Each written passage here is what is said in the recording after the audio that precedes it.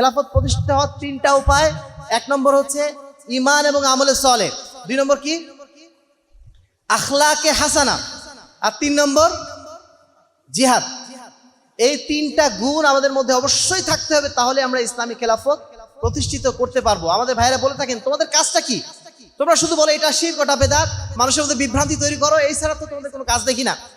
আমাদের কাজটা আসলে কি? আমাদের কাজ হচ্ছে ইসলামী খেলাফতের সেই পদ্ধতি অবলম্বন করা যেটা আম্বিয়ায়ে কেরাম করেছিলেন। সেই পথ কি? ঈমান এবং আমলে সালেহের পথ। সেই পথ কি? আখলাকে হাসানার পথ। সেই পথ কি? জিহাদের পথ। আমরা এই কাজগুলো করছি, এটা কি ইসলামী খেলাফত প্রতিষ্ঠার জন্য কার্যক্রম না? যদি না হতো তাহলে আল্লাহ রাসূল সাল্লাল্লাহু আলাইহি ওয়াসাল্লাম কি জন্য এই পথ আমাদেরকে বাতলে দিলেন? আল্লাহ রাসূল তো আমাদেরকে সমস্ত পথই বাতলে দিয়েছেন। রাসূলুল্লাহ সাল্লাল্লাহু আলাইহি ওয়াসাল্লাম আমাদেরকে সমস্ত পথই দেখিয়ে দিয়েছেন। আল্লাহ রাসূল যদি এই গণতন্ত্রের পথ, এই প্রচলিত নির্বাচনের পথে যদি সঠিক হতো, আল্লাহ রাসূল নিশ্চয়ই আমাদেরকে এই পন্থা অবলম্বনের প্রতি নির্দেশনা দিতেন।